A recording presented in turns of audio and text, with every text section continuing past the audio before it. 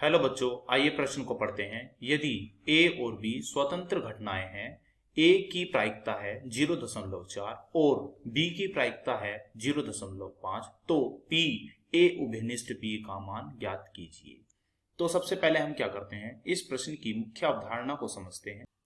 माना मेरे पास दो घटनाएं हैं। एक घटना है मेरे पास ए, दूसरी घटना है मेरे पास बी। इसके घटने की प्रायिकता है मेरे पास पी ए, इसके घटने की प्रायिकता है मेरे पास पी बी। अगर यह दोनों घटनाएं एक दूसरे से स्वतंत्र हैं, जैसा कि प्रश्न में बोला है, तो हम इन्हें इस प्रकार लिख सकते हैं कि पी ए उभयनिष्ठ बी बराबर होगा पी ए गुणा पी बी।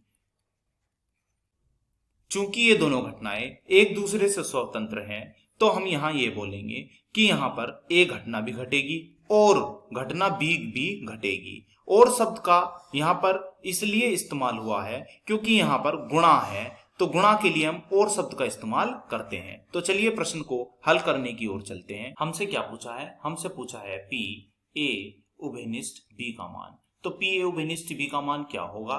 पी ए उभयनिष्ठ बी का मान होगा ए की प्रायिकता गुणा बी की प्रायिकता।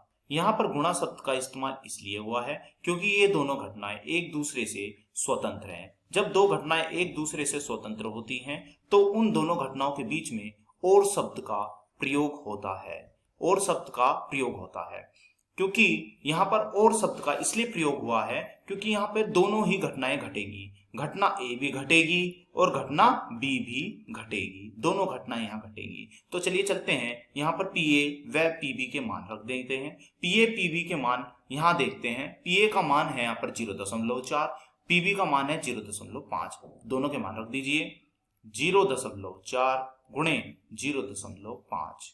यहाँ से दशमलव हटाइए तो नीचे आएगा 10, यहाँ से भी दशमलव हटाइए तो यहाँ भी आएगा 10। 5 की गुणा 4 में कर दीजिए तो ये हो गया 20। नीचे क्या चल रहा है?